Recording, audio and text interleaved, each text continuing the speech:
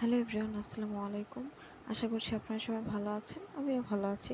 তো আজকে অবশ্য রান্নার তেমন কিছু ছিল না। অল্প একটু গরুর মাংস ছিল। তাই ভাবলাম এটা আলু দিয়ে রান্না করি। অবশ্য আমরা মানুষও দুজন, তাই এটুকু তো আমাদের হয়ে যাবে। তো আমি প্রথমে আলু, পেঁয়াজ, রসুনগুলো সব কেটে নিয়েছি। মাংসটা প্রথমে পাতিলে দিয়ে নিয়েছি। এরপর আলুটা দিয়ে নিলাম। এরপর আমি আদা, পেঁয়াজ, রসুন একসাথে ব্লেন্ড করে নিয়েছি, ওটা দিয়ে নিয়েছি। এরপর এটার মধ্যে এলাচি, দারচিনি, তেজপাতা এগুলো অ্যাড করে দিয়েছি।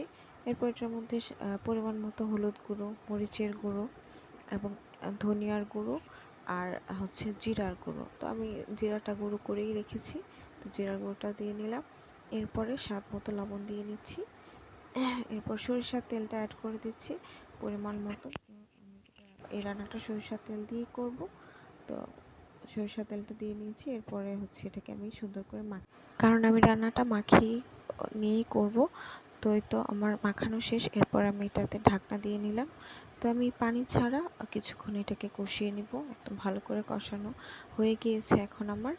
তো আমি এটার মধ্যে এই পর্যায়ে পানি অ্যাড করে দিব।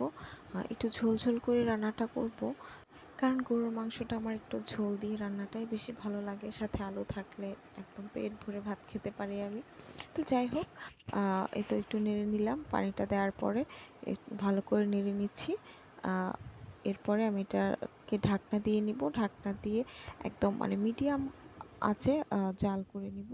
তো এখন ঢাকনাটা উঠিয়ে দেখছি যে আসলে তরকারিটা কতটুকু হয়েছে। তো অর্ধেক হয়ে এসছে। মাংসগুলো মোটামুটি সেদ্ধ হয়ে এসছে। এই তো আর কিছুক্ষণ জাল দিলেই এটা হয়ে যাবে। এই তো আমার রান্না শেষ। ধন্যবাদ।